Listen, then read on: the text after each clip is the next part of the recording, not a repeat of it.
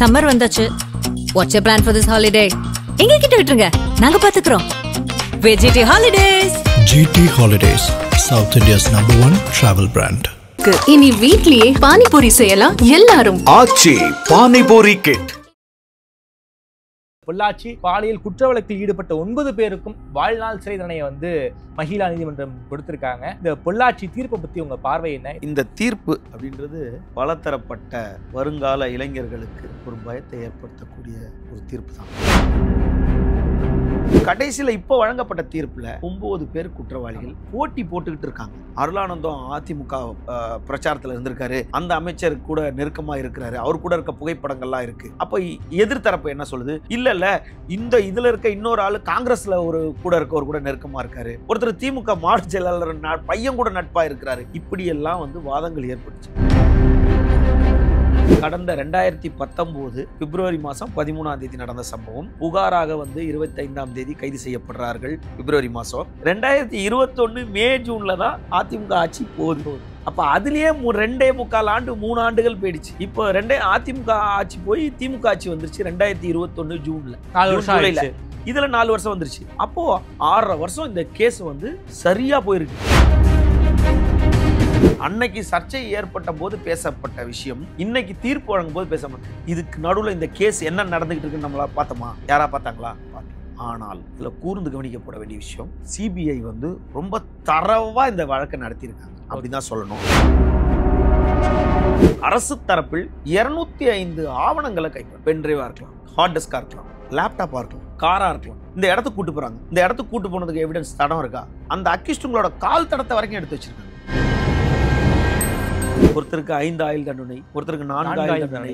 ஒரே ஆயுள் தண்டனை தான், அது அவங்க கடுமையா தண்டிக்கணும்ன்றதுக்கு. அதுக்கப்புறம் 1, 5, 4 ஆயுள் தண்டனை, 2 ஆயுள் தண்டனை, 3, எத்தனை ஆயுள் தண்டனையா இருந்தாலும் உன்னுடைய உடல் தான் சிறையிலிருந்து வெளியே வரும். இவங்களோட சாப்டர் க்ளோஸ்ட். ஆதனையர்களுக்கு அன்பு வணக்கம். இன்று நம்மோடு பத்திரிகையாளர் திருமிகு விமலேஸ்வரன் அவர்கள் உள்ளார். வணக்கம் விமல் சார். வணக்கம். நல்லா இருக்கீங்களா? நல்லா இருக்கும். தமிழ்நாட்டையே உழுக்கின வழக்கு, தமிழ்நாடு மட்டும் இல்லை இந்தியாவையே உழுக்கின வழக்கு பொள்ளாச்சி பாலியல் வன்கொடுமை வழக்கு. 2019 இந்த சம்பவம் என்பது நடந்துச்சு. ஒரு 6.5 வருஷம் கழிச்சு தீர்ப்பு கிடைச்சிருக்கு. தீர்ப்பு என்பது ஒரு சரியான தீர்ப்பு, நியாயமான தீர்ப்புன்னு எல்லாருமே இந்த தீர்ப்பை கொண்டாடிக்கிட்டு இருக்காங்க. இந்த பொள்ளாச்சி பாலியல் குற்ற வழக்கில் ஈடுபட்ட 9 பேருக்கும் வாழ்நாள் சிறை தண்டனையை மகிழா நீதிமன்றம் கொடுத்திருக்காங்க. இந்த தீர்ப்பு எல்லாராலும் பாரபட்சமின்றி பாராட்டிக்கிட்டே இருக்காங்க. இந்த பொள்ளாச்சி தீர்ப்பை பத்தி உங்க பார்வை என்ன? இந்த வழக்கு கடந்து வந்த பின்னணியை பத்தி எங்களுக்காக சொல்ல முடியுமா சார்? நிச்சயமாக. அதாவது இந்த தீர்ப்பு அப்படின்றது பலதரப்பட்ட வருங்கால இளைஞர்களுக்கு ஒரு பயத்தை ஏற்படுத்தக்கூடிய ஒரு தீர்ப்பு தான். இந்த பயம்ன்றது ஒழுக்கத்தை கடைப்பிடிக்கணுன்றதுக்கு உண்டான ஒரு வழி தான். தீர்ப்பை பற்றி பலர் பலவிதமாக பேசியிருப்பாங்க. தீர்ப்பை நம்ம விமர்சனமே பண்ண முடியாது. ஏன்னு கேட்டால் பாராட்டப்பட வேண்டிய தீர்ப்பு, போற்றுதலுக்குரிய நீதிபதிகள். இதில் ஒரு குறிப்பான ஒரு விஷயம் என்னென்னா, கடந்த சில வாரங்களுக்கு முன்னாடி தான் நீதிபதிகள்லாம் பணியிட மாற்றங்கள் நிகழ்ந்துச்சு. அதற்கு முன்னாடியே தீர்ப்பு தேதி சொல்லிட்டாங்க. தீர்ப்பு தேதி சொல்லிட்டாங்க. தீர்ப்பு வழங்கக்கூடிய நீதிபதியும் பணியிட மாற்றம், அவங்களும் பணியிட மாற்றத்தில் அவங்க அந்த லிஸ்ட்டில் அவங்க பேர் இருந்துச்சு. அப்போது பலர் ஐயோ இந்த ஜட்ஜ்மெண்ட் அவங்க தானே கொடுக்க போகிறாங்க, அதுக்குள்ளே அவங்க போயிடுவாங்களா அப்படின்லாம் பல பேச்சு இருந்துச்சு. மாறினாங்கன்னா மறுபடியும் 0லேருந்து ஸ்டார்ட் பண்ணுற மாதிரி வரும். இல்லை, 0லேருந்து ஸ்டார்ட் பண்ணலாம். அவங்க ஒரு இடத்துல கொண்டு நிப்பாட்டிட்டாங்க. பட் இவ்வளோ தூரம் நடந்து இந்த வரலாற்று சிறப்பு மிக்க தீர்ப்பை வேற ஒரு நீதிபதிக்கு போகாமல், அந்த மாண்புமிகு நீதிபதி அவங்களுக்கு நந்தினி தேவி அவங்களுக்கு நினைக்கிறேன், அவங்க வழங்கினதுக்கு பெரிய பாராட்டுதலுக்குரியது. இந்த தீர்ப்பு எங்களுக்கு தான் சொந்தம், உங்களுக்கு தான் சொந்தம் அப்படின்னு பல பேர் சொல்லிட்டு இருந்தாலும், உங்களுக்கெல்லாம் சொந்தம் இல்லைன்னு பல பேர் சொல்லிட்டு இருக்காங்க. இப்போ பார்த்தீங்கன்னா பல கூட்டணி கட்சிகள்லே, ஆளுங்கட்சியில் கூட்டணி கட்சிகள்ல இது உண்மையாக ஒரு விஷயம் என்னென்னா, உதாரணம் அண்ணா பல்கலைக்கழகம் மாதிரி யாராவது ஒரு மாணவி முன்னுக்கு முதல் அடி எடுத்து வைக்கிறாங்கல்ல, அப்போது இந்த வழக்கில் 8 பேர் மாணவி சாட்சிகள், புகார்தாரரே அந்த 8 பேர் தான். ஆமாம், அதில் அந்த 8 பேரை விட்டுருங்க, அதில் முதல் எடுத்து யார் வைக்கிறாங்க? முதல் அடி எடுத்து வைக்கிற முதல் அடி எடுத்து வைக்கிறாங்கல்ல, அவங்க தான் பாராட்டக்கூடியவங்க. இது எல்லாமே இந்த எல்லா வெற்றியும் அவங்கள தான் சேரும். இறுதியா ஒரு வழக்கு அப்படின்னு பார்த்தா, அந்த வழக்கு வந்து இந்த வழக்கு நேரா அந்த வழக்குக்குள்ளேயே போவோம். 2019ஆம் ஆண்டு பிப்ரவரி 13ஆம் தேதி ஒரு பெண் தன்னோட சகோதரனிடம் தனக்கு நேர்ந்த கொடுமையை சொல்லுது. தனக்கு நேர்ந்துருச்சு, 2 நாளா இப்படி நடக்குது அப்படின்னு சொல்லுது. அந்த சகோதரனோட குடும்பத்துல கலந்து பேசுறாங்க. அந்த சகோதரன் சொல்றாரு, நான் முன்னாடி நிக்கிறேன் உன் கூட வா அப்படின்னு சொல்லிட்டு 14ஆம் தேதி, அதாவது 2019 பிப்ரவரி 14ஆம் தேதி புகாரை அவங்க தயார் செய்கிறாங்க. காவல் நிலையங்களை கொண்டு போயிட்டு கொடுக்குறாங்க. கொடுக்கும்போது அவங்க ஒரு 4 பேர் பேரை மென்ஷன் பண்ணுறாங்க. இந்த 4 பேரையுமே 3 பேரை உடனடியாக பிப்ரவரி மாதம் 24ஆம் தேதியே கைது செய்யப்பட்டுறாங்க. புகார் கொடுத்த 1 வாரம் 8 நாளுக்குள்ளேயே இந்த 4 பேரில் அந்த 4 பேர் அந்த புகாரில் மென்ஷன் பண்ணுறாங்க. அதில் 3 கைது செய்யப்படுறாங்க. அப்போவே ஊடகங்களில் ஒரு சில நாளிதழ்களில் செய்தி, குற்றவாளிகள், இப்போ குற்றவாளின்னு தான் சொல்லணும், குற்றம் சாட்டப்பட்டவர்கள் இப்போ குற்றவாளிகள்ல அப்போது 3 படம் போட்டு செய்தித்தாள்களில் அரைப்பக்கம் செய்தி, கால் பக்கம் செய்தியாகவே வந்துருச்சு. ஓகே, இது வந்து பிப்ரவரி மாதம் 25ஆம் தேதியே வந்துருச்சு. 25, 26, 27ஆம் தேதியிலேயே வந்து தமிழகம் முழுவதும் வெளியாகக்கூடிய பிரபல நாளிதழ்கள், முன்னணி நாளிதழ்களில் அரைப்பக்கம் செய்தியாக போட்டு வந்துருச்சு. இது வந்தது பிறகு மேற்கொண்டு இதை துரிதப்படுத்துங்க, விசாரணையை செய்யுங்க அப்படின்னு சொல்லிட்டு அவங்க கிட்டேருந்து கைபேசியல் மீட்கப்படுது. அதில் பலரோட வீடியோக்கள் இருக்குது. அதன் மூலிமா இந்த கேஸில் ஒருவருத்தரா வராங்க. இதற்கு அடுத்த கட்டமாக மார்ச் மாதம் 2019 மார்ச் மாதம் முதல் வாரம் 2வது வாரங்களில் வார இதழ்களில் இதை வந்து ஒரு கவர் ஸ்டோரியாக வருது. கவர் ஸ்டோரியாக வந்ததுக்கப்புறம் அப்போது இருந்த எதிர்க்கட்சிகள், தன்னாளர் அமைப்புகள், பெண்கள் அமைப்புகள், இவங்க எல்லாம் தொடர்ந்து போராட்டத்தை முன்னெடுக்கிறாங்க. போராட்டத்தை முன்னெடுக்கும் போது இப்போ இந்த 3 குற்றவாளி, 4 பேரில் ஒருத்தன் தலைமறைவாக இருக்கான், 3 குற்றவாளி. இந்த 3 குற்றவாளி யாருன்னா, இப்போ அந்த 2019 இந்த 3 குற்றவாளி முகநூலில் இருக்கான். இந்த முகநூலில் இருக்கனால அந்த முகநூலில் அவனோட முகநூலில் அவன் யார் கூடலாம் புகைப்படங்கள் எடுத்திருக்கானோ அது எல்லாம் அப்லோட் பண்ணிக்கிட்டே இருக்கான். அப்போ இவனோட நண்பன் இவன், இவனோட நண்பன் இவன், இவனோட நண்பன். அப்போ முன்னாள் அமைச்சர் ஒரு சிலர்களோட பிரச்சாரங்களுக்கு கூட போனவன் இருக்கான். அதில் வந்து பார் நாகராஜ், இந்த மாதிரி பல பேர் தேடும் போது அடைக்கலம் கொடுத்துருக்காரு, இவர் அடைக்கலம் கொடுத்தாரு, அவரை கொடுத்தாரு. எளிமையாக புகைப்படங்கள், எல்லாரோட புகைப்படங்களும் குற்றவாளிகள் வெளியே வர்றதுக்கு முன்னாடியே புகைப்படங்கள்லாம் வெளியே வந்துருச்சு. இப்போ நிறைய பேர் வெளியே வந்துச்சு. இப்போ கடைசியில் இப்போ வழங்கப்பட்ட தீர்ப்பில் 9 பேர் குற்றவாளிகள். அதில் A1 Sabarirajan, A2 திருநாக்கரசு, A3 Satishkumar, A4 Vasanthakumar, அவரது வசந்தகுமார் தான் வசந்த்னு போட்டுட்டு இருக்காங்க, A5 மணிவண்ணன், அப்போது ஊடகங்களில் வந்து நாளிதழ்களில் மணிகண்டன் கூட தப்பாக போட்டிருந்தாங்க, மணிவண்ணன், A6 வந்து பாபு என்ற பைக் பாபு, A7 பால் அப்படின்னு பாஸ் என்ற ஹார்ன் பால் அப்படின்றது, A8 வந்து அருளானந்தம். அருளானந்தம் உங்களுக்கு தெரியும், அதில் பேரெல்லாம் பாருங்க எப்படி பண்ணிட்டு, அவர் வந்து அதிமுக பிரமுகர். A9 வந்து அருண்குமார்னு சொல்லிட்டு. அப்போது போட்டி போட்டுக்கிட்டு இருக்காங்க. போட்டி போட்டுட்டு அருளானந்தம் அதிமுக பிரச்சாரத்தில் இருந்திருக்காரு, அந்த அமைச்சர் கூட நெருக்கமாக இருக்கிறாரு, அவர் கூட இருக்க புகைப்படங்கள்லாம் இருக்குது. அப்போ எதிர்த்தரப்பு என்ன சொல்லுது, இல்லை இதில் இருக்க இன்னொரு ஆள் காங்கிரஸில் ஒரு கூட இருக்கவர் கூட நெருக்கமாக இருக்காரு, ஒருத்தர் திமுக மாவட்ட செயலாளர் பையன் கூட நட்பாக இருக்கிறாரு. இப்படியெல்லாம் வந்து வாதங்கள் ஏற்பட்டுச்சு. அப்போது பார்த்தீங்கன்னா எம்பியாக இருக்கிற கனிமொழி அவர்கள் தலைமையில் வந்து பெரிய ஆர்ப்பாட்டம் நடைபெறுது. நடைபெற்ற உடனே, அதாவது 12ஆம் தேதி நடைபெறுது, 13 நடைபெறுது, மறுநாளே எடப்பாடி வந்து இதை சிபிஐக்கு ஒப்படைக்கிறார். இந்த வழக்கை வந்து சிபிசிஐடி கிட்ட வருது, சிபிசிஐடி கிட்ட இருந்தால் சிபிஐ வருது. அப்போது ஏன் இதை உடனடியாக சிபிஐ கொண்டு போகிறீங்க அப்படின்னு எல்லாருமே கேட்குறாங்க. அப்போது இருந்த ஒரு காலகட்டம் அப்படின்னு பார்த்தீங்கன்னா, அடுத்த நாடாளுமன்ற தேர்தல் தேதி நெருங்கிடுச்சு. இந்த நேரத்தில் ஒரு கட்சிக்கு ஒரு பெரிய பிரச்சனை வந்துற போது நாங்கள் வந்தோடனே ஒரு தினசரி நாளிதழ்களில் செய்தியாக வந்துக்கிட்டு இருந்தது. அப்புறம் போராட்டங்கள் ஆர்ப்பாட்டங்களாக முன்னெடுக்குது. கோயம்புத்தூர் உலகம் ஃபுல்லாக அந்த சமூக வலைதளங்களில் ஒரு வீடியோ வந்துச்சு. அண்ணா என்ன அடிக்காதீங்கண்ணா, அண்ணா பெல்ட்டால் அடிக்காதீங்கன்னான்னு கத்துற வீடியோ. நம்மளாம் கூட முகநூலில் அதை பகிர்ந்துருப்போம், நம்மளாம் கூட கண்டனம் தெரிவிச்சிருப்போம். ஆனால் இதற்கு எதிர்வினை பார்க்கும்போது இன்னொரு புகைப்படங்கள் வெளியே வருது. இந்த இடத்துல அந்த இடம்னா அப்புறம் தனிநபர்கள் கமிஷன் போடுறாங்க. அப்புறம் அங்கேருந்து வாட்ச் பண்ணுறாங்க. தனியார் போலீஸ் எஸ்பி போகிறாரு.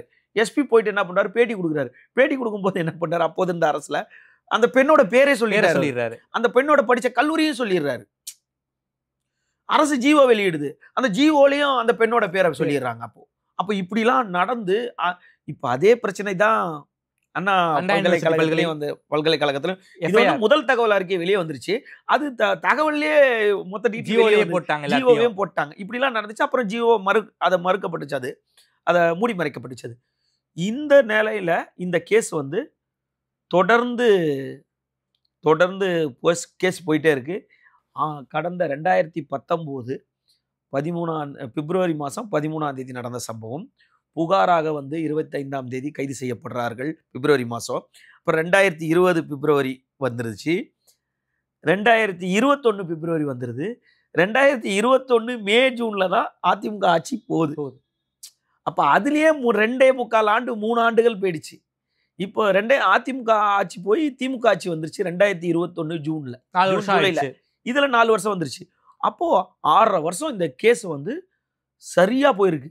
இப்போது 2018 2017 2016 இப்போ 2021 போட்ட கேஸில் கூட நேராக வந்து சாட்சிகள் சொல்லும்போது எனக்கு தெரியாதுங்க, அப்போ நான் பார்த்தேங்க, இப்போ இவர் மாதிரி தெரியல, அப்போ அவங்கள அசிங்கமாக திட்டினாங்களே, இல்லை ஏதோ பேசிக்கிட்டு தாங்க, எனக்கு தெரியாது அப்படின்னு சொல்லிட்டு சாட்சிகள் வந்து டைவடிப்பாங்க, ஹாஸ்டைல் ஆகிடுவாங்க.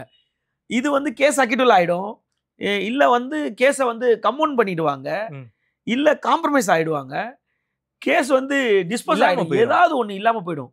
ஆனால் இந்த விஷயத்தில் ஒரே ஒரு விஷயம், 2.25 அந்த அரசு இருந்த 2.25 ஆண்டுகளும் இந்த அரசு வந்த 4 ஆண்டுகளும் கைது செய்யப்பட்டவர்களுக்கு இன்று வரை பிணை கிடைக்கல.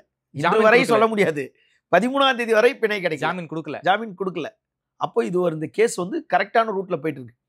அதன் பிறகு அப்போது அதிமுக சார்ந்த பிரமுகரோட பையன்லாம் அதில் தொடர்பில் இருக்கிறாங்கன்னா, இப்போ 4 ஆண்டுகள் இந்த வழக்கில் நடைபெற்ற வழக்கில் காவல்துறை தரப்புலையோ இல்லை அரசு தரப்புலையோ இல்லை வேற யார் தரப்புலையோ போயிட்டு இவங்களெல்லாம் விசாரிக்கணும், இவங்கெல்லாம் அதில் அந்த ஆட்சி இருக்கும்போது காப்பாற்றப்பட்டிருக்காங்க, இவங்களையா விசாரிக்கல, இவங்களாம் இந்த வழக்கில் கூப்பிட்டு விசாரிங்க அப்படின்னு கொண்டு போயிருக்கலாம். இல்லை ஒரு மொட்டை பிடிச்சா அது வந்திருக்காம இருந்திருக்காது. ஆனால் பட் அதெல்லாம் என்கொயரி பண்ணதுக்கு அப்புறம் தான் கேஸ் வந்து சரியான போக்கில் போயிட்டு இருக்கு. அதன் பிறகு சிபிசிஐடி கிட்டதுக்கப்புறம் சிபிஐ வந்ததுக்கப்புறம் வீடியோக்கள் அன்னைக்கு நம்ம கூட பார்க்குறோம், 1000 வீடியோ இருக்குது, 5000 வீடியோ இருக்குது, 2000 வீடியோ, 200 பெண்கள் 300 பெண்கள்னு. அதாவது இருக்கலாம் உண்மை, அதுக்காக ஒரு எல்லை மீறி கற்பனை கதைகளா அப்படி 200-300 பெண்கள் இருந்தால் இன்றைக்கி எல்லாரும் வெளியே வந்திருப்பாங்க.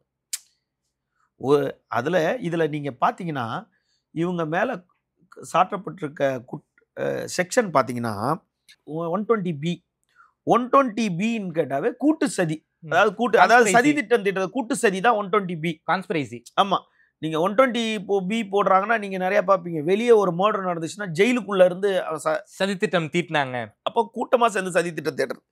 அதுக்கப்புறம் 366 பெண்களை கடத்துவது, அவங்களை ஆளை கடத்துவது, ஆள் கடத்தல், பெண் கடத்தல், கல்யாணம் பண்ணிக்கிறேன்னு சொல்லிட்டு கூட்டிகிட்டு போய் அவங்கள மிஸ்பிஹேவியர் பண்ணுறது, இதெல்லாம் 366. அதுக்கப்புறம் பார்த்தா 342 இவங்க மேலே இருக்க செக்ஷன். 342னா இவங்களை அடைச்சி வச்சு சித்திரவதைப்படுத்துறது. 354A 354Aன்னு பார்த்தீங்கன்னா இது எல்லாமே தண்டனை சட்டம் தான். தண்டனை சட்டங்கள்லாம் மினிமம் ஒரு 5 ஆண்டுகள்லேருந்து 7 ஆண்டுகள் வரைக்கும் தண்டனை இருக்கும். அது பிரிவுபடி. இப்போ 354Aனா பாலியல் துன்புறுத்தல், அங்கங்களில் வந்து அங்கங்களை வந்து பாலியல் நோக்கத்தோட சீண்டுறது தான். அங்கங்களை பாலியல் நோக்கத்தோட சீண்டுதல், உடலை தொடுவது, உடலை பலவந்தப்படுத்தி அவங்கள மேலே கை வைக்கிறது தான் வந்து 354A. 354B அப்படின்றது பாலியல் இச்சையோட அவங்களோட ஆடைகளை களைவது. 354B அப்படின்னா பாலியல் ஈடுபடுவதற்கு முன்னாடி அவங்களோட உடலை காயப்படுத்துவது. அதான் வீடியோல பார்த்தோம்னா பெல்ட்டால் அடிக்காதீங்கண்ணா, ஆனால் சிகரெட்டால சுடாதீங்க, இதெல்லாம் கூட 354B அதில் வந்துடும். பெல்ட்டால் அடிக்கிறது. நம்ம 2 பேர் பேசுறத அவர் வீடியோ எடுத்துட்டு இருக்காரு.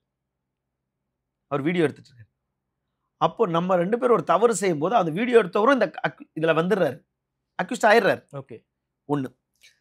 அதுலயே 376(2)N ஒண்ணு இருக்கு. அதுனா மீண்டும் மீண்டும் வந்து, அதாவது எப்படின்னா அதுக்கு வந்து குறைந்தபட்சம் 10 ஆண்டுகள், அதிகபட்சம் லைஃபர். லைஃபர்னா என்ன? அந்த காலத்துல லைஃபர்னா ஆயுள் தண்டனைனா 14 வருஷம் 15 வருஷம் இதெல்லாம் பண்றானுங்க. அதுக்கப்புறம் நல்லொழுக்கம் பண்றானுங்க. காந்தி பிறந்தநாள், அண்ணா பிறந்தநாள், அவங்க பிறந்தநாள் வெளியே வந்துடுறாங்க, மேல்முறையீடு போறாங்க, அங்க போறாங்க, கருணை மனு போறாங்கன்றதுக்காக தான் ஆயுள் தண்டனைனா இப்ப என்னன்னா எஞ்சி உள்ள ஆயுள் முழுவதும். ஓகே, எஞ்சி உள்ள ஆயுள் முழுவதும்ன்றதுதான் ஆயுள் தண்டனை. அதாவது உன் உடல்ல இருந்து உயிர் பிரிஞ்சதுன்னா உன்னோட உடல் மட்டும்தான் வெளியே வரும்.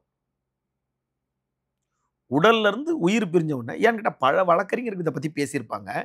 நம்மளால ஒரு பத்திரிகையாளரா நமக்கு தெரிஞ்ச சட்ட விதிகளை நம்ம எளிமையா புரியறதுக்காக தான் இதை சொல்றமே தவிர நம்ம வழக்கறிஞர் இல்லை. பட் இது எளிமையா நம்ம புரிஞ்சுக்கணும் அப்படின்றதுக்காக தான். வழக்கு பார்க்கக்கூடிய நபர் ஆமா, வழக்கு பார்க்கக்கூடியவன். அதான் என்னன்னா 376(2)N அப்படின்னா மீண்டும் மீண்டும் பலாத்காரம் செய்வது, பாலியல் வன்புணர்வு செய்யறது, போறது, திரும்ப கொஞ்ச நேரம் போறது, திரும்ப ட்ரிங்க்ஸ் பண்றது, திரும்ப பண்றது, இது இந்த மாதிரி பிரிவுகள் போட்டுட்டு இதற்கு பிரிவு 509 போட்டு. 509 பெண்களை கேலி பண்றது, விசில் அடிக்கிறது, பெண்கள் இப்ப நீங்க இப்படி ஒரு ஏதாவது ஒரு பொருள் இப்படி வச்சுட்டு அவங்கள பார்த்தோம்னா அப்படின்னு அப்படியே ஒரு அருவருப்பான முகத்தை காட்டினீங்கன்னா கூட அது கூட உமன் ஹராஸ்மெண்ட் தான். இது நிறைய பேருக்கு புரிதல் இல்லை.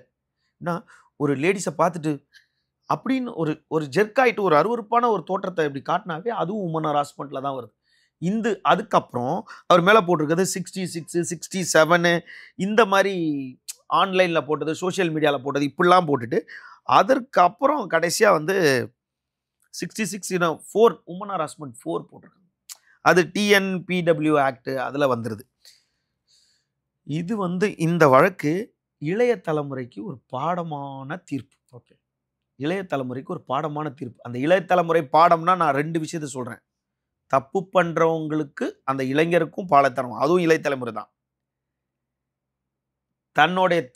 தன்னை இப்படி நடந்துருச்சுன்னு ஒளிஞ்சு கொள்ளாம துணிஞ்சு வந்து பெண்கள் வந்து முன்னுக்கு வந்தாங்க, புகார் கொடுத்தாங்க, அவங்களுக்கும் பாடம் தான்.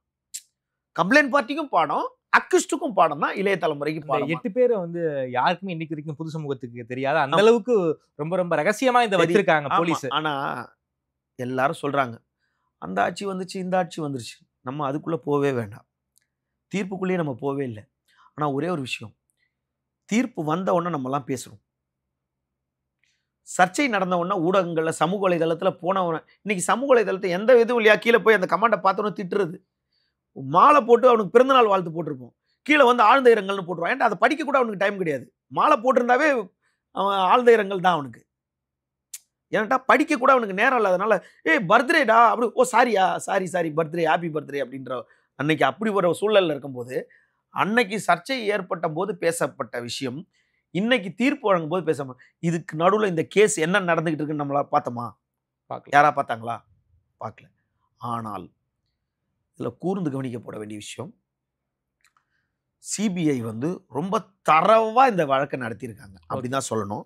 என்னன்னா 76 விதமான குற்றச்சாட்டுகள், 76 விதமான குற்றச்சாட்டுகள் இருக்கு. 76 விதமான குற்றச்சாட்டுகள்னா கையை பிடிச்சி இழுக்கிறது, உங்கள்கிட்ட பணம் வாங்குறது, உன்னை காரில் கொண்டு போய் அடைக்கிறது, அங்கேருந்து ஒருத்தனை கூட்டு போய் உள்ளே போயிட்டு உன் ட்ரெஸ்ஸை, அதெல்லாம் இந்த மாதிரி குற்றச்சாட்டுகள் 76 விதமான குற்றச்சாட்டுகள். அரசு தரப்பில் 205 ஆவணங்களை ஆவணங்கள், டாக்குமெண்ட்ஸ், பென்ட்ரைவாக இருக்கலாம், ஹார்ட் டிஸ்காக இருக்கலாம், லேப்டாப்பாக இருக்கலாம், காராக இருக்கலாம். பட் அந்த காரோட ஓனர் யார்? RC book. ஒரு கார் இருக்குது, இந்த காரில் தான் கொண்டு போகிறாங்க, இந்த கார் யார் பேரில் இருக்குது அது உறுதிப்படுத்துகிற ஆவணங்கள். இந்த கார் வந்து இன்னார் பேரில் தான் இருக்குது, அந்த மாதிரி ஆவணங்கள். இந்த இடத்துக்கு கூட்டு போகிறாங்க, இந்த இடத்துக்கு கூட்டு போனதுக்கு எவிடன்ஸ் தடம் இருக்கா? அந்த அக்யூஸ்டுங்களோட கால் தடத்தை வரைக்கும் எடுத்து வச்சிருக்காங்க. அக்யூஸ்டோட கால் தடத்தை வரைக்கும் எடுத்து வச்சிருக்காங்க. 205 விதமான ஆவணங்கள். 12 வித குற்றம் சாட்டப்பட்டவர்களிடம் வந்து 12 விதமான ஆவணங்களை வாங்கியிருக்காங்க. 11 குற்றம் சாட்டப்பட்டவர்கள்ட்ட இருந்து இப்போ நீங்க நல்லா கவனிக்கணும் என்னன்னா, அரசு தரப்புல 205 ஆவணங்களை சமர்ப்பிக்கப்பட்டிருக்கு. அரசு தரப்புல சிபிஐக்கு 76 விதமான குற்றச்சாட்டுகள் இருக்கு. குற்றம் சாட்டப்பட்டவர்கள்கிட்ட இருந்து 12 விதமான ஆவணங்களை வாங்கியிருக்காங்க. இதெல்லாம் இல்லாம அரசு வந்து தாமாக நீதிமன்றம் தானாக முன் வந்து சுமோட்டாவா 11 ஆவணங்களை எடுத்திருக்கு. ஓகே, 11 ஆவணங்களை அவங்களே எடுத்திருக்காங்க. இதை மார்க் பண்ணுங்க, இதை மார்க் பண்ணுங்க, இந்த டாக்குமெண்ட் மார்க் பண்ணுங்க, அந்த டாக்குமெண்ட் மார்க் பண்ணுங்க. இவ்வளோத்தையும் எடுத்து இந்த 8 பேர் கூட எத்தனை பேர் இருக்காங்க? அப்போ ஒருத்தர் சொல்லுவாரு 1500 வீடியோ, 2000 வீடியோ தமிழகத்திலே நாங்க தான் முதல் கொண்டு வந்தோம், இதை வெளியே தான் கொண்டு வந்தோம். நீங்க எல்லாம் கொண்டு வரதுக்கு முன்னாடி அங்க இருக்க ஊடகங்கள் நாளிதழ்கள் வந்துருச்சு. நீங்க இதை ஸ்டோரி ஆக்குனீங்க, அது ஆல்ரெடி செய்தி ஆயிடுச்சு. செய்தியானது கதையாச்சு. ஓகேங்களா? ஆனா நீங்க பண்ணதும் உங்க கடமை, நீங்களும் பாராட்டக்கூடியவங்க தான். உங்களுக்கு முன்னாடியே வந்துச்சு, இதுல யாரும் மார்த்தடிக்க முடியாது, நாங்க தான் அப்படின்னு யாரும் மார்த்தடிக்க முடியாது. எல்லாருக்குமே இந்த விஷயங்கள் அன்னைக்கு வலுவா வந்து கொண்டிருந்துச்சு. அந்த அரசு காலத்துல என்ன ஆச்சுன்னு கேட்டா, ஊடகங்களை அந்த அரசு இல்லை, எந்த அரசு வந்தாலும் பத்திரிகையாளருக்கு எதிரான அரசு தான் வச்சுங்க, உண்மை எழுத முடியாதுன்னு வச்சுங்க. அப்போ ஒரு சில ஊடகங்கள் அதை தொடர்ந்து வலியுறுத்திக்கிட்டே வந்தாங்க. என்ஜிஓக்கள், கட்சிகள், சிறு அமைப்புகள் ஆர்ப்பாட்டத்தை முன்னெடுத்த உடனே இந்த வழக்கு சரியான திசையில போயிட்டு இருந்துச்சு. அப்போ சிபிஐ வந்து இந்த போன்ல இருந்து, இந்த ஹார்ட் டிஸ்க்ல இருந்து அழிக்கப்பட்டுருச்சு. பல வீடியோக்கள் அழிக்கப்பட்டுச்சு. டெலீட் பண்ணிட்டாங்க. அந்த வீடியோவை திரும்ப ரீஸ்டோர் பண்றாங்க, ரெக்கவரி பண்றாங்க. அதனால ஐடி ஆக்ட் போட்டுருக்காங்க. ஐடி ஆக்ட், ஆமா, அதை ரெக்கவரி பண்றாங்க. ஏன்டா அவன் சமூக வலைதளத்துல காட்டி மிரட்டுறேன்னு சொல்லிட்டு போன்ல வச்சுட்டு மிரட்டுறாங்க. அதுவும் மிரட்டல் தானே. அப்போ அதை பாக்குறாங்க. அதை பார்த்துட்டு அந்த பெண்களை ரொம்ப ரகசியமா சிபிஐ போயிட்டு பேசுறாங்க. நீங்க புகார் தரீங்களா? இல்லை சார், கல்யாணம் ஆயிடுச்சு, இதெல்லாம் முன்னாடி வீட்டுக்கு தெரிஞ்ச அம்மா அப்பா ஆன்ஜியோ பண்ணியிருப்பாங்க, ஹாஸ்பிட்டலில் இருப்பாங்க, அக்கா ஒரு பொண்ணு இருக்கும், தங்கச்சி ஒரு பொண்ணு இருக்கும், குடும்பத்துக்கே ஒன்று. நீங்கள் வீட்டில் சொன்னால் நான் செத்தே போயிடுவேன் சார், நானே எங்கள் வீட்டுக்கு தெரியாமல் வச்சுருக்கேன் சார். இப்படி பல விஷயங்கள் இருக்கலாம். இப்போ சரி, சாட்சி சொல்கிறீங்களா? வரேன். 48 சாட்சியங்கள். நான் முதல்ல சொன்ன மாதிரி இவர் தானே உங்களை திட்டினாருன்னு சொல்லி கம்ப்ளைண்ட் கொடுத்தவன், இல்லை அவர் ஏதோ பேசியிருந்தாரு, நான் தூரத்துலேருந்து பார்த்தேன், திட்டினாரான்னு தெரியல, நானே மேலேருந்து கீழே விட்டேன் அப்படின்னு சொல்றவனுக்கு மத்தியில் இந்த 6.25 ஆண்டுகளும் 48 பேரும் சாட்சியம் பெறலாம வாக்குமூலம் கொடுத்து பிறல் சாட்சியா மாறல. வருஷத்துல அதான் ஒரே ஒரு விஷயம். பிறல் சாட்சினா என்னன்னா, அந்த விட்னஸ் அவங்க வந்து மாத்தி பேசல. இதுதான் உண்மையா அப்படியே. உண்மை எத்தனை முறை சொன்னாலும் உண்மை தானுங்க, பொய் தான் மாத்தி பேசணும். உண்மை எத்தனை முறை சொன்னாலும் உண்மை தானே. இப்போ ஒரு யூடியூப் வீடியோ நேர்காணல் இல்லை, அரை மணி நேரத்தில் எடுத்து டக்குன்னு பப்ளிஷ் பண்ணுறதுக்கு எவ்வளோ பேர் பாதிக்கப்பட்டிருக்காங்க. அது ஒருத்தர் இதில் நீதிமன்றம் வந்து ரொம்ப கவனமாக, இதில் நிரபராதி யாரும் மாட்டிக்கக்கூடாது, குற்றவாளி தப்பிக்கக்கூடாது. இதில் இது வந்து ஒரு வரலாற்று சிறப்பு மிக்க தீர்ப்பு. இந்த தீர்ப்புக்கு 6 ஆண்டு நிறைய பேர் சொல்கிறாங்க காலதாமதமான. இந்த பிரச்சனைக்கு காலதாமதமானால் கரெக்டாக சரியான தீர்ப்பை கொடுத்துருக்கு. இல்லை, அவங்க ஒருத்தருக்கு 5 ஆயுள் தண்டனை, ஒருத்தருக்கு 4 ஆயுள் தண்டனை. அது அவங்க மேலே ஒரே ஆயுள் தண்டனை தான். அது அவங்க கடுமையாக அவங்க தண்டிக்கணுன்றதுக்கு. அதுக்கப்புறம் 1, 5, 4 ஆயுள் தண்டனை, 2 ஆயுள் தண்டனை, 3, எத்தனை ஆயுள் தண்டனையாக இருந்தாலும் உன்னுடைய உடல் தான் சிறையிலேருந்து வெளியே வரும். உனக்கு மேல்முறையீடு செய்யறதுக்கு உனக்கு உரிமை இருக்கு. ஆனால் மேல்முறையீடு செய்தாலும் ஒன்றுமே நடக்காது. சிபிஐ வழக்கு விசாரிச்சிருக்கு. அதனால உறுதியா இந்த வழக்குல இருந்து இந்த 9 பேரும் நிச்சயமாக சுப்ரீம் கோர்ட்டுக்கே மேல்முறையீடு பண்ணாலும் குற்றவாளிகள் தப்பிக்க முடியாதுங்கிறீங்க. விடுதலை ஆக முடியாது. இதுல இவங்க நம்ம அந்த சம்பவங்களுக்குள்ள போனா தொடர்ந்து ஒரு 5-6 ஆண்டுகளாவே இதை தான் இவங்க பண்ணிட்டு இருந்திருக்காங்க. இப்போ 2019க்கு முன்னாடியில இருந்து ஒரு 6-7 ஆண்டுகளா இவங்க இதை தான் பண்ணிக்கிட்டு இருந்திருக்காங்க. அதுல எல்லாருமே பணக்கார வீட்டு பசங்கன்னு சொல்ல முடியாது, எல்லாரும் ஏழைங்கன்னு சொல்ல முடியாது. அதுல மிடில் கிளாஸ் பசங்களும் எவ்வளவுதான் பணக்கார வீட்டு பசங்களா இருந்தால் டெய்லி அப்பா 1 லட்ச ரூபா கொடுத்துருவாரு செலவு பண்ணிட்டு வான்ட்டு உலகத்தில் எந்த அப்பாவும் கொடுக்க மாட்டாங்க, டெய்லி 1,00,000 செலவு பண்ணிட்டு வாங்க. இவங்க குடிக்கிறதுக்கு, இவங்க போதைப் பொருள் பயன்படுத்துறதுக்கு, இவங்க போடை வசதிகள், இவங்களோட ஆடம்பரத்துக்கும், இவங்களோட மற்ற செலவுக்குலாம் எந்த தாய் தந்தையும் கொடுக்க மாட்டாங்க. அப்போ பத்தாக்குறைக்கு என்ன பண்ணுறது, ஒரு பெண்ணை வந்து கல்யாணம் பண்ணிக்கிறேன்னு சொல்கிறது, லவ் பண்ணுறது, ஒரே ஆள் லவ் பண்ணுறது, லவ் பண்ணிவிட்டு லவ் பண்ணுற மாதிரி லவ் பண்ணிவிட்டு அவங்கக்கிட்ட பேசுறது. ஆனால் இதில் ஒரு விஷயம் பாருங்கள், இவனுங்க எல்லாருமே படிச்சிருக்காங்க. சிவில் இன்ஜினியர், கம்ப்யூட்டர் இன்ஜினியர், எல்லாருமே பட்டதாரிகள். அதில் ஒருத்தர் 2 பேரை தவிர எல்லாருமே பட்டதாரி. ஆனால் படிப்பு பயனற்று போச்சு. இப்போ உதாரணத்துக்கு இவங்க என்ன பண்ணுறாங்க, கூட்டிகிட்டு போகிறாங்க, அந்த பெண்களை கூட்டிகிட்டு போகிறாங்க, லவ் பண்ணுறேன் வாங்க கோயிலுக்கு கூப்பிட்டு போகிறாங்க. ஒருத்தன் என்கேஜ்மெண்ட்லாம் பண்ணுறான். அந்த புகைப்படங்கள்லாம் நான் உங்ககிட்ட இருக்கேன் பாருங்கள். நிலங்களாம் வைக்கிறாங்க, ஃப்ரெண்ட்ஸோட ரூம்லேயே கொண்டு போயிட்டு அவங்களுக்கு நிலங்களாம் வச்சு அவரை வந்து கூட்டிகிட்டு போகிறாங்க.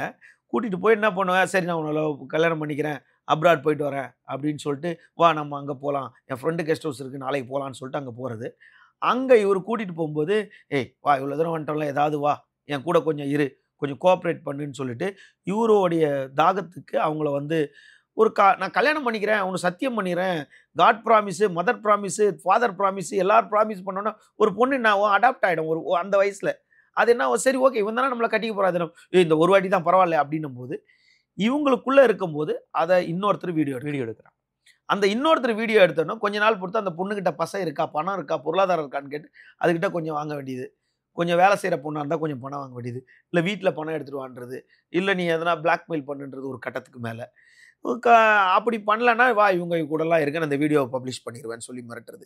இப்படி அவங்க பல பேரை பண்ணியிருந்தாலும் பல நாள் திருடன் ஒரு நாள் அகப்படுவான்னு சொல்லிட்டு எத்தனை பெண்கள்ன்ட்டு நமக்கு தெரியாது, கடவுளுக்கு மேலே இருக்கவங்க அவங்களுக்கு தான் தெரியும். பட் எல்லா பெண்களோட ஒட்டுமொத்த அழுகுறலும் அந்த பெண்களோட ஓலங்களும் இவங்களுக்கு சரியான தண்டனையை நிச்சயமாக வழங்கிருச்சு. இது வந்து வரலாற்றில் ஒரு பொறிக்கப்பட வேண்டிய இன்னைக்கு இருக்க சமூகத்தில் பாலியல் இதுக்கு இந்த தீர்ப்பை மட்டும் நம்ம வாழ்த்திக்கிட்டு இருக்கோம், பெருமைப்பட்டுக்கிட்டு இருக்கோம், போற்றிக்கிட்டு இருக்கோம், எல்லாம் இருந்தாலும் இதுலேருந்து நம்ம எடுத்துக்க வேண்டியதுன்னா இனி இது மாதிரி ஒரு வழக்கு பதிவு செய்யக்கூடாது, இது மாதிரி ஒரு புகார் வராமல் இருக்கிறது மட்டும்தான் எந்த அரசு வந்தாலும் நம் மக்களுக்கும் சமூகத்துக்கு நல்லது. பட் இவங்க வந்து இவங்களோட சாப்டர் க்ளோஸ்ட். ரொம்ப நன்றி சார். குறிப்பாக இந்த பொள்ளாச்சி வழக்கு தீர்ப்பை பற்றி ரொம்ப விரிவாக பேசியிருக்கீங்க. அது மட்டும் இல்லாமல் இந்த வழக்கு கடந்து வந்த பாதையை பற்றியும் ரொம்ப விரிவாக பேசியிருக்கீங்க. நேரில் இருந்து நேரம் கொடுத்து பேசியமைக்கு நன்றி மல் சார். மிக்க நன்றி.